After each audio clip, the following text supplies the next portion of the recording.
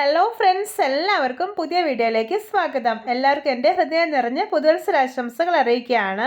ഇന്ന് ഞാൻ വന്നിട്ടുള്ളത് നമുക്ക് ഏതൊരു നേരവും കഴിക്കാൻ പറ്റുന്ന വളരെ ഹെൽത്തിയും ടേസ്റ്റി ആയിട്ടുള്ളൊരു പൊറോട്ട റെസിപ്പി ആയിട്ടാണ്. ലെയറോട് കൂടിയിട്ടുള്ള നല്ല സോഫ്റ്റ് ആയിട്ടുള്ള ടൊമാറ്റോ പൊറോട്ടയാണ് കേട്ടോ ഇന്നിവിടെ ഉണ്ടാക്കാൻ പോകുന്നത്. എന്നും പറയുന്ന പോലെ വീഡിയോ കണ്ടിട്ട് ഇഷ്ടപ്പെടുവാണെങ്കിൽ ലൈക്ക് ചെയ്യുക, ഷെയർ ചെയ്യുക, കമൻറ്റ് ചെയ്യുക, ചാനൽ സബ്സ്ക്രൈബ് ചെയ്യാനും മറക്കരുതേ. പിന്നെ ഫേസ്ബുക്കിലൂടെയാണ് വീഡിയോ കാണുന്നതെങ്കിൽ പേജ് ഫോളോ കൂടി ചെയ്യണേ. ഒപ്പം നമുക്ക് നേരെ വീഡിയോയിലോട്ട് പോവാം.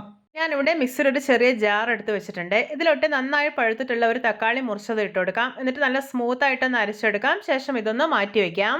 ഇനി ഒരു ബൗളിലോട്ട് 2 ഗ്ലാസ് ഗോതമ്പ് പൊടി ഇട്ട് കൊടുക്കാം. ഇനി ഇതിലോട്ട് ആവശ്യത്തിന് ഉപ്പ് കൂടി ചേർക്കുന്നുണ്ട്. ഇനി ഇതിലോട്ട് ഒരു മുട്ട പൊട്ടിച്ചൊഴിക്കാം. ശേഷം നമ്മൾ നേരത്തെ അരച്ച് മാറ്റി വെച്ചിരിക്കുന്ന തക്കാളി ഉണ്ടല്ലോ, അതുകൂടി ചേർക്കാം. ഇനി ഇതിലോട്ട് ഒട്ടും വെള്ളമൊന്നും ഒഴിക്കാതെ നല്ല സോഫ്റ്റ് ആയിട്ടൊന്ന് കുഴച്ചെടുക്കാം. നമ്മൾ സാധാരണ പൊറോട്ടയൊക്കെ ഉണ്ടാക്കാൻ വേണ്ടി കുഴച്ചെടുക്കല്ലോ, ആ ഒരു പാകത്തിൽ കുഴച്ചെടുത്താൽ മതി. ഇപ്പോൾ ഇത് മാവ് കണ്ടോ, നല്ല സോഫ്റ്റ് ആയി തന്നെ കുഴച്ചെടുത്തിട്ടുണ്ട്. ഇനി ഇതിൻ്റെ മേലേക്ക് കുറച്ച് ഓയിൽ ഒഴിച്ചു കൊടുക്കാം. എന്നിട്ട് എല്ലായിടത്തും ഒന്ന് സ്പ്രെഡ് ആക്കി കൊടുക്കാം. ഇതൊരു 1 അവർ റെസ്റ്റ് ചെയ്യാൻ വേണ്ടിയിട്ട് അടച്ചു വെക്കാം.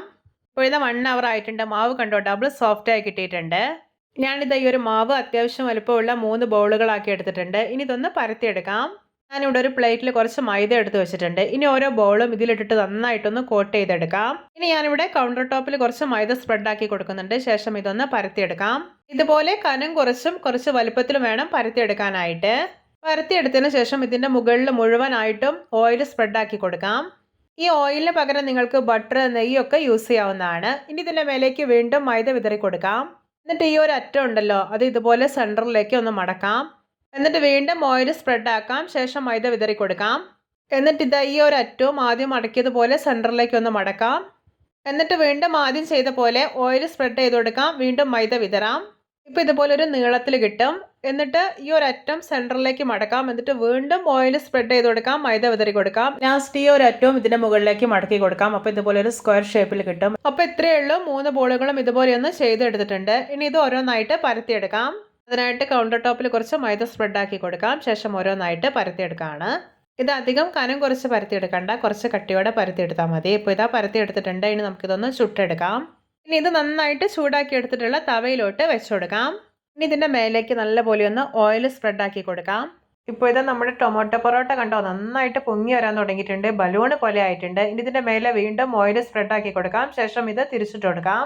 അപ്പോൾ നമ്മുടെയൊക്കെ വീട്ടിൽ എപ്പോഴും ഉണ്ടാകുന്ന വളരെ കുറഞ്ഞ ഇൻഗ്രീഡിയൻസ് മാത്രം മതി ഈ ഒരു ടൊമാറ്റോ പൊറോട്ട ഉണ്ടാക്കിയെടുക്കാനായിട്ട്. നിങ്ങൾ എല്ലാവരും ഇതുപോലെ ഒന്ന് ഉണ്ടാക്കി നോക്കണേ. ഇപ്പോൾ ഇത് റെഡി ആയിട്ടുണ്ട്. നല്ല പെർഫെക്റ്റ് ആയി തന്നെ കുക്കായി കിട്ടിയിട്ടുണ്ട്. ഇത് തവയിൽ നിന്ന് എടുത്തു മാറ്റാവുന്നതാണ്. ഇതാ നമ്മുടെ രുചികരമായിട്ടുള്ള നിറയെ ലെയറോട് കൂടിയിട്ടുള്ള നല്ല സോഫ്റ്റ് ആയിട്ടുള്ള ടൊമാറ്റോ പൊറോട്ട റെഡി. നോക്കി കാണുമ്പോൾ തന്നെ കൊതി വരുന്നില്ലേ? ഉണ്ടാക്കിയിട്ട് എത്ര സമയം കഴിഞ്ഞാലും ഹാർഡായി പോകത്തേ ഇല്ല. നല്ല സോഫ്റ്റ് ആയിട്ട് തന്നെ ഇരിക്കും. ഇതിൻ്റെ ഉള്ളൊക്കെ കണ്ടോ, നിറയെ ലെയറോട് കൂടിയിട്ടാണ് ഇരിക്കുന്നത്.